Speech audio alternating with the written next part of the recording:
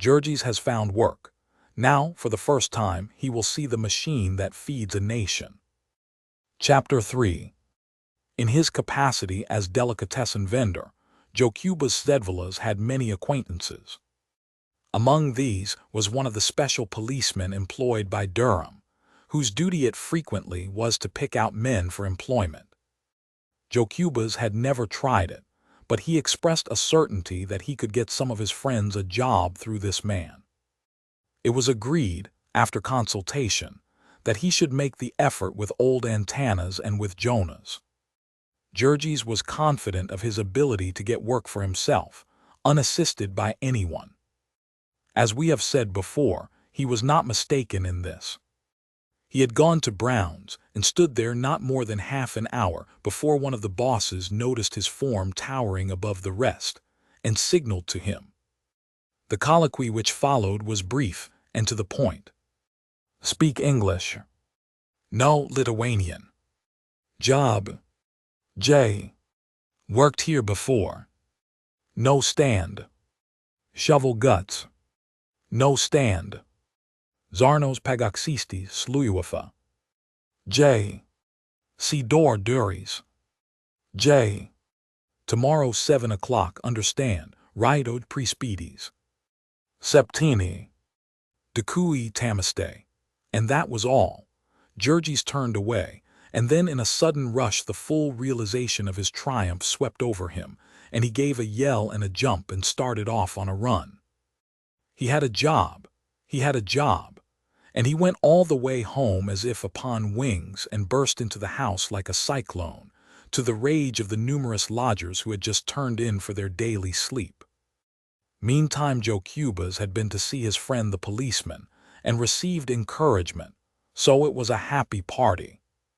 There being no more to be done that day, the shop was left under the care of Lucija, and her husband sallied forth to show his friends the sights of Packingtown. Jurgis did this with the air of a country gentleman escorting a party of visitors over his estate. He was an old-time resident, and all these wonders had grown up under his eyes, and he had a personal pride in them. The Packers might own the land, but he claimed the landscape, and there was no one to say nay to this. They passed down the busy street that led to the yards. It was still early morning, and everything was at its high tide of activity. A steady stream of employees was pouring through the gate, employees of the higher sort at this hour, clerks and stenographers and such. For the women there were waiting big 2-horse wagons, which set off at a gallop as fast as they were filled. In the distance there was heard again the lowing of the cattle, a sound as of a far-off ocean calling. They followed it this time, as eager as children in sight of a circus menagerie, which, indeed, the scene a good deal resembled. They crossed the railroad tracks, and then on each side of the street were the pens full of cattle. They would have stopped to look, but Jurgis hurried them on, to where there was a stairway and a raised gallery from which everything could be seen. Here they stood, staring, breathless with wonder. There is over a square mile of space in the yards, and more than half of it is occupied by cattle pens. North and south, as far as the eye can reach, there stretches a sea of pens. And they were all filled. So many cattle no one had ever dreamed existed in the world.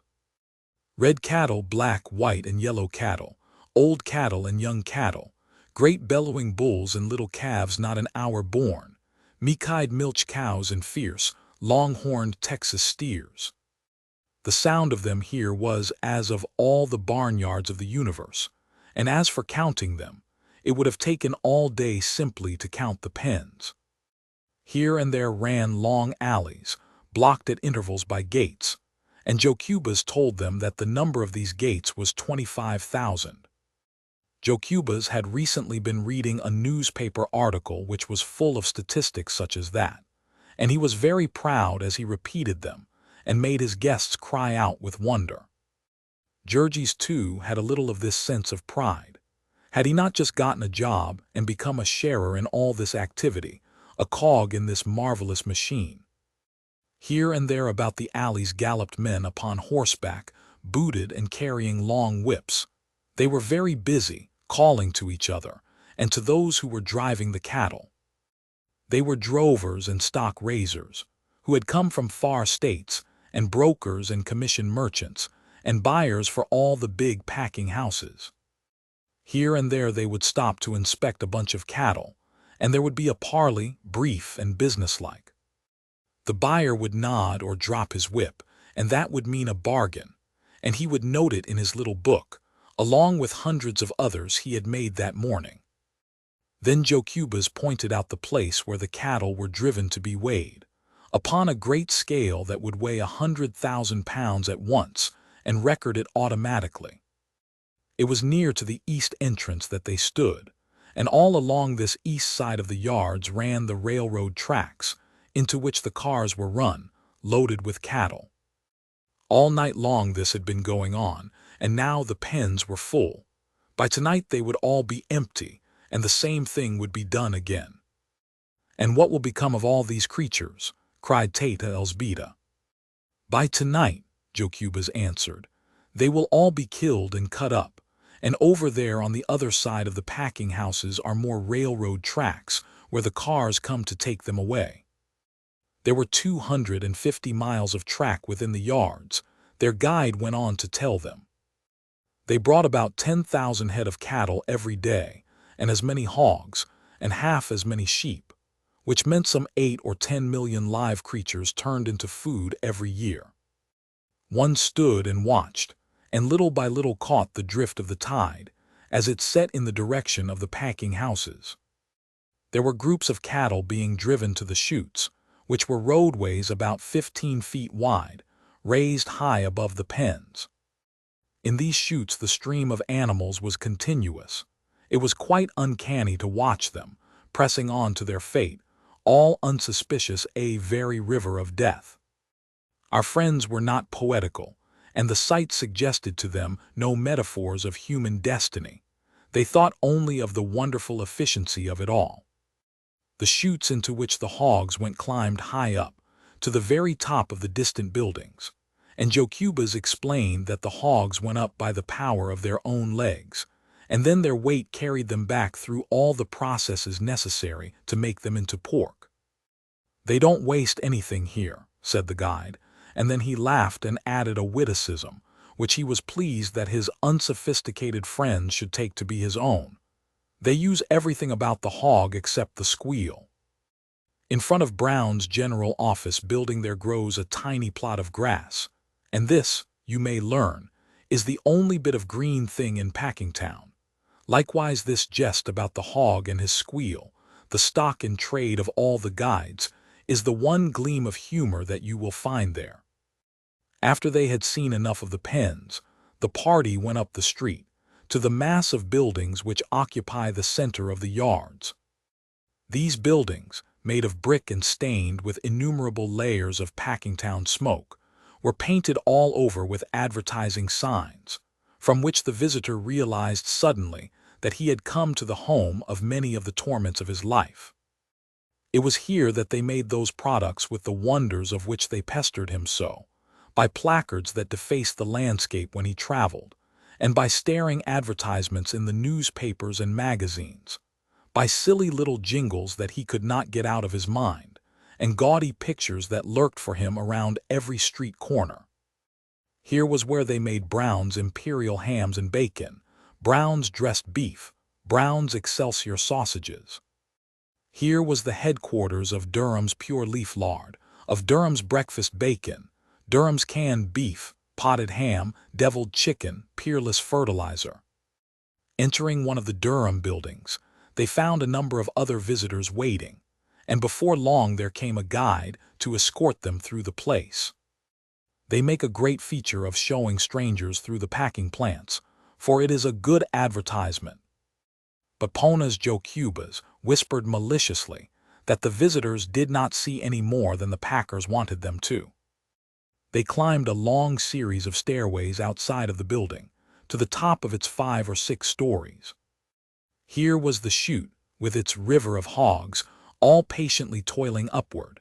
There was a place for them to rest to cool off, and then through another passageway they went into a room from which there is no returning for hogs. It was a long, narrow room, with a gallery along it for visitors. At the head there was a great iron wheel, about 20 feet in circumference, with rings here and there along its edge. Upon both sides of this wheel there was a narrow space, into which came the hogs at the end of their journey. In the midst of them stood a great burly Negro, bare-armed and bare-chested. He was resting for the moment, for the wheel had stopped while men were cleaning up. In a minute or two, however, it began slowly to revolve, and then the men upon each side of it sprang to work.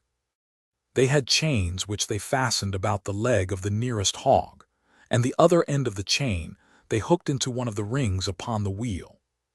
So, as the wheel turned, a hog was suddenly jerked off his feet and borne aloft. At the same instant the car was assailed by a most terrifying shriek. The visitors started in alarm, the women turned pale and shrank back. The shriek was followed by another, louder and yet more agonizing, for once started upon that journey, the hog never came back. At the top of the wheel he was shunted off upon a trolley and went sailing down the room. And meantime another was swung up, and then another, and another, until there was a double line of them, each dangling by a foot and kicking in frenzy and squealing. The uproar was appalling, perilous to the eardrums. One feared there was too much sound for the room to hold, that the walls must give way or the ceiling crack.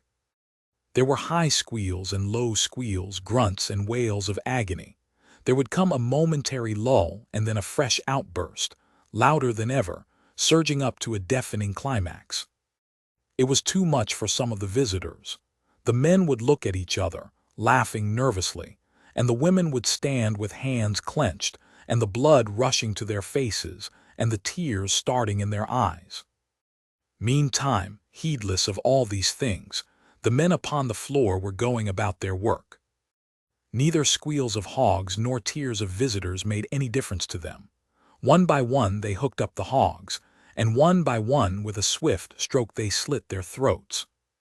There was a long line of hogs, with squeals and lifeblood ebbing away together, until at last each started again, and vanished with a splash into a huge vat of boiling water. It was all so very businesslike that one watched it fascinated. It was pork-making by machinery, pork-making by applied mathematics. And yet somehow the most matter-of-fact person could not help thinking of the hogs. They were so innocent, they came so very trustingly, and they were so very human in their protests, and so perfectly within their rights. They had done nothing to deserve it, and it was adding insult to injury, as the thing was done here, swinging them up in this cold-blooded, impersonal way, without a pretense of apology, without the homage of a tear. Now and then a visitor wept, to be sure, but this slaughtering machine ran on, visitors or no visitors. It was like some horrible crime committed in a dungeon, all unseen and unheeded, buried out of sight and of memory. One could not stand and watch very long without becoming philosophical, without beginning to deal in symbols and similes, and to hear the hog squeal of the universe. Was it permitted to believe that there was nowhere upon the earth, or above the earth, a heaven for hogs, where they were requited for all this suffering? Each one of these hogs was a separate creature. Some were white hogs, some were black, some were brown, some were spotted, some were old, some young, some were long and lean, some were monstrous. And each of them had an individuality of his own, a will of his own, a hope and a heart's desire. Each was full of self-confidence, of self-importance, and a sense of dignity. And trusting and strong in faith he had gone about his business, the while a black shadow hung over him, and a horrid fate waited in his pathway. Now suddenly it had swooped upon him, and had seized him by the leg. Relentless, remorseless, it was. All his protests, his screams, were nothing to it. It did its cruel will with him, as if his wishes, his feelings, had simply no existence at all. It cut his throat and watched him gasp out his life. And now was one to believe that there was nowhere a god of hogs, to whom this hog personality was precious, to whom these hog squeals and agonies had a meaning, who would take this hog into his arms and comfort him, reward him for his work well done, and show him the meaning of his sacrifice. Perhaps some glimpse of all this was in the thoughts of our humble-minded Jurgis as he turned to go on with the rest of the party and muttered, "Dive, but I'm glad I'm not a hog." The carcass hog was scooped out of the vat by machinery, and then it fell to the second floor, passing on the way through a wonderful machine with numerous scrapers, which adjusted themselves to the size and shape of the animal, and sent it out at the other end with nearly all of its bristles removed. It was then again strung up by machinery and sent upon another trolley ride, this time passing between two lines of men who sat upon a raised platform, each doing a certain single thing to the carcass as it came to him. One scraped the outside of a leg, another scraped the inside of the same leg. One with a swift stroke cut the throat, another with 2 swift strokes severed the head, which fell to the floor and vanished through a hole. Another made a slit down the body, a second opened the body wider, a third with a saw cut the breastbone, a fourth loosened the entrails, a fifth pulled them out, and they also slid through a hole in the floor. There were men to scrape each side and men to scrape the back. There were men to clean the carcass inside, to trim it and wash it. Looking down this room, one saw, creeping slowly, a line of dangling hogs 100 yards in length, and for every yard there was a man, working as if a demon were after him. At the end of this hog's progress, every inch of the carcass had been gone over several times, and then it was rolled into the chilling room, where it stayed for 24 hours, and where a stranger might lose himself in a forest of freezing hogs. Before the carcass was admitted here, however, it had to pass a government inspector, who sat in the doorway and felt of the glands in the neck for tuberculosis. This government inspector did not have the manner of a man who was worked to death. He was apparently not haunted by a fear that the hog might get by him before he had finished his testing. If you were a sociable person, he was quite willing to enter into conversation with you, and to explain to you the deadly nature of the ptomaines which are found in tubercular pork. And while he was talking with you, you could hardly be so ungrateful as to notice that a dozen carcasses were passing him untouched. This inspector wore a blue uniform with brass buttons, and he gave an atmosphere of authority to the scene, and as it were, put the stamp of official approval upon the things which were done in Durham's. Jurgis went down the line with the rest of the visitors, staring open-mouthed, lost in wonder. He had dressed hogs himself in the forest of Lithuania, but he had never expected to live to see one hog dressed by several hundred men. It was like a wonderful poem to him, and he took it all in guilelessly, even to the conspicuous signs demanding immaculate cleanliness of the employees.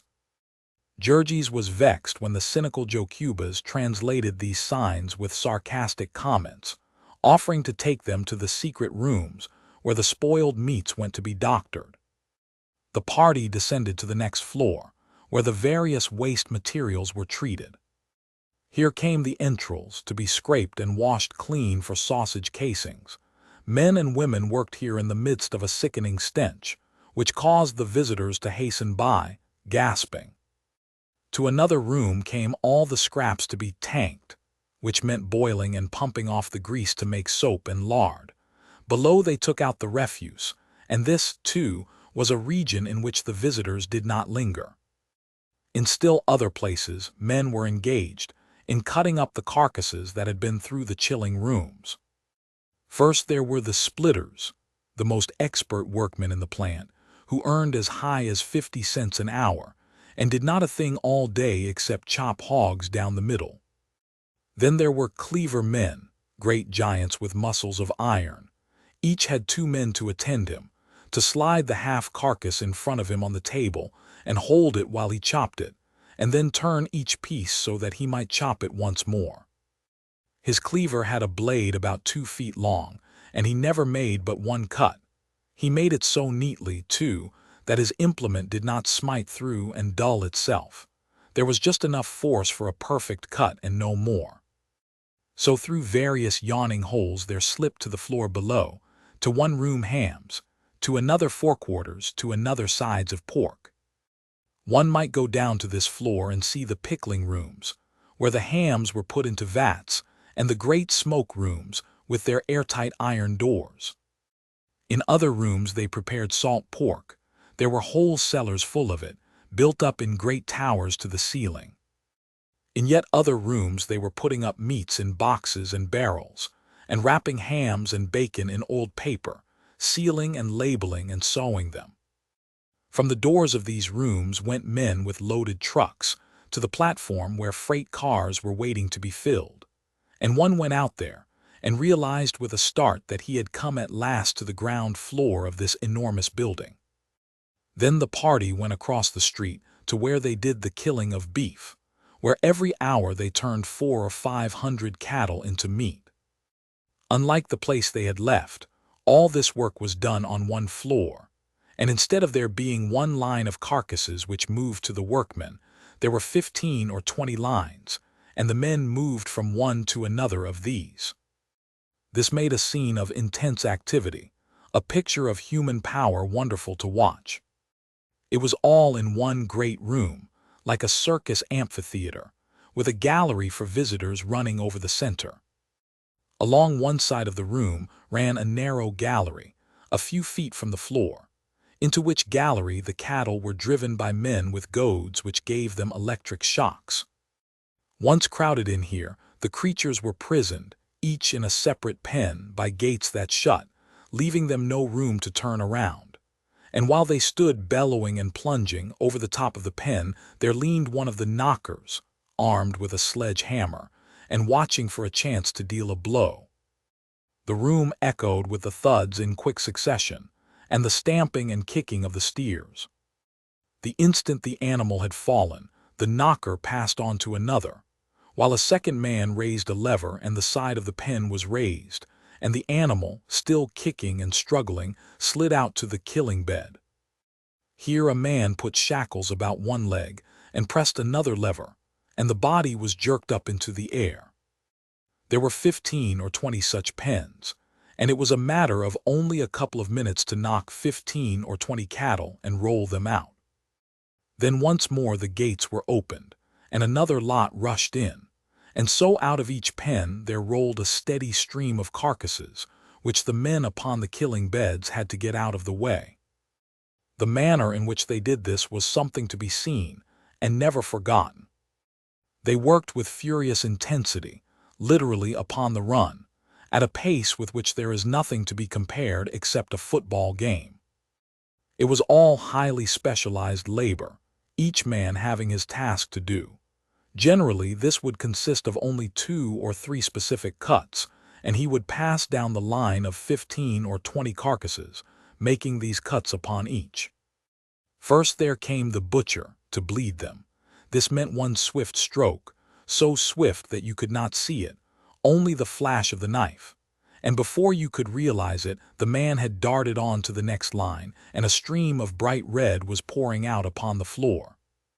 This floor was half an inch deep with blood, in spite of the best efforts of men who kept shoveling it through holes. It must have made the floor slippery, but no one could have guessed this by watching the men at work.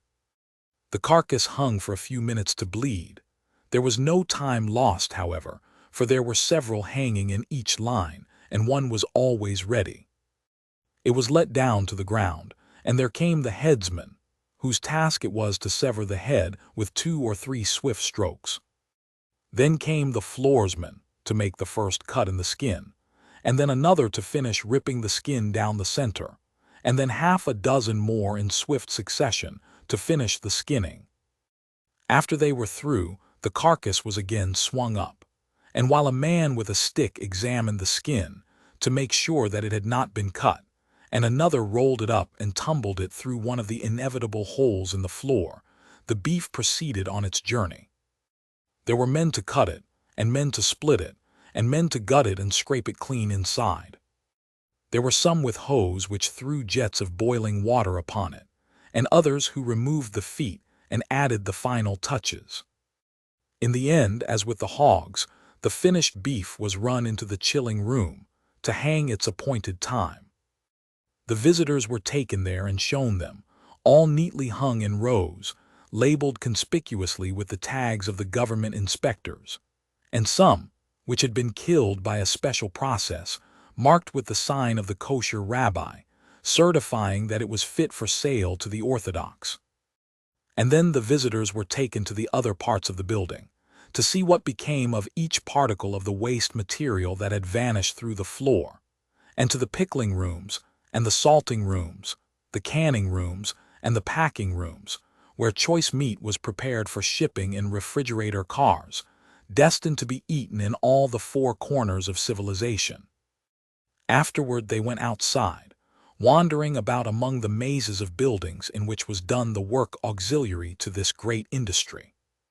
There was scarcely a thing needed in the business that Durham and Company did not make for themselves. There was a great steam power plant and an electricity plant. There was a barrel factory and a boiler repair shop. There was a building to which the grease was piped and made into soap and lard, and then there was a factory for making lard cans and another for making soap boxes. There was a building in which the bristles were cleaned and dried for the making of hair cushions and such things. There was a building where the skins were dried and tanned. There was another where heads and feet were made into glue, and another where bones were made into fertilizer.